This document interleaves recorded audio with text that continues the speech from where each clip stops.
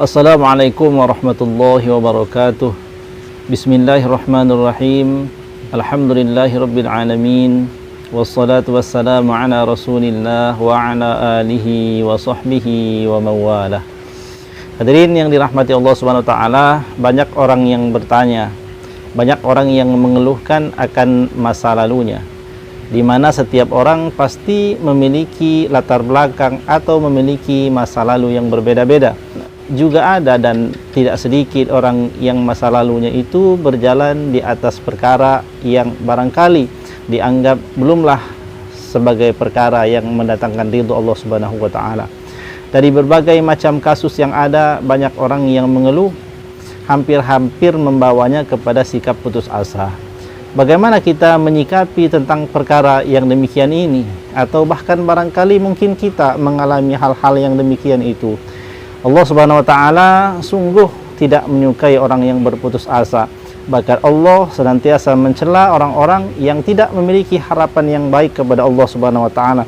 Orang yang sudah berputus asa daripada rahmat dan ampunan Allah Subhanahu wa taala bukanlah orang yang takwa di hadapan Allah. Sebab Allah telah melarang orang berputus asa dalam firman-Nya, a'udzubillahi minasyaitonirrajim, wala tayasu mir rauhillah. Janganlah kamu berputus asa terhadap rahmat Allah. Tiadalah yang berputus asa dari rahmat Allah itu melainkan orang-orang yang kafir. Maknanya yang boleh berputus asa atau dikatakan layak berputus asa itu hanyalah orang kafir. Sebab orang kafir itu tidak mengimani Allah.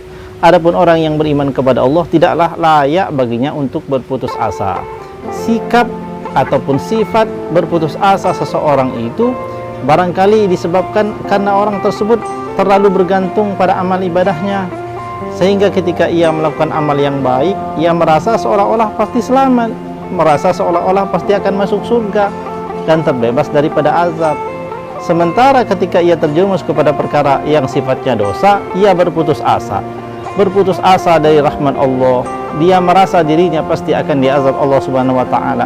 Hal yang ini merupakan satu pertanda orang tersebut bergantung pada amalnya, sehingga ia mengira amalnya itulah yang menyelamatkan.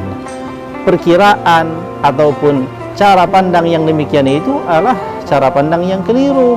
Sebab Allah Subhanahu wa taala itu yang maha kuasa, maha segala-galanya. Allah bisa saja mengampuni dosa orang yang belum bertaubat, dan Allah bisa saja mengazab orang-orang yang berbuat kebaikan. Karena itu merupakan hak dari Allah Subhanahu wa taala.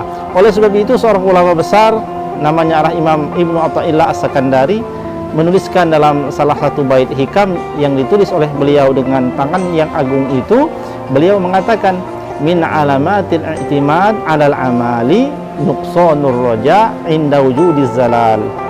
Salah satu tanda seseorang itu bergantung pada amalnya, artinya dia menggantungkan keselamatan hidupnya itu dunia akhiratnya pada amalnya.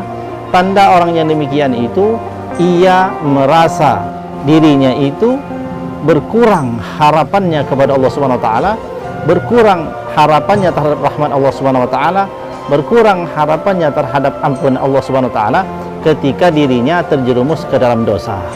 Ketika dirinya terjerumus ke dalam dosa, dia merasa putus asa, itu tandanya ia bergantung pada amalnya, bukan bergantung pada Allah. Maka sekarang ubahlah cara pikir kita semuanya. Mari kita benahi cara kita berpikir bahwa kita menggantungkan hidup kita ini kepada Allah, bukan kepada amal kita. Adapun amal yang kita lakukan, yakni amal-amal kebaikan, itu tidak lebih hanya menjalankan syariat agama, perintah dari Allah Subhanahu wa taala, tetapi bukanlah di situ kita menggantungkan keselamatan kita. Gantungkanlah keselamatan kita kepada Allah, jalankan syariatnya secara baik dan benar. Setelah terjerumus ataupun orang yang terjerumus ke dalam kemaksiatan atau dosa, maka tugas kita adalah kembali kepada Allah, bertaubat kepada Allah.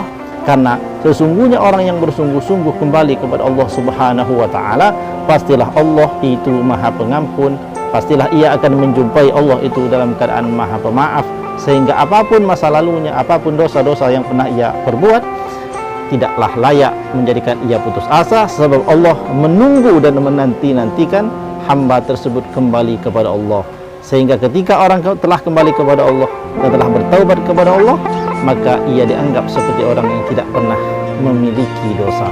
Siapa yang bertaubat, seolah-olah ia tidak pernah melakukan dosa.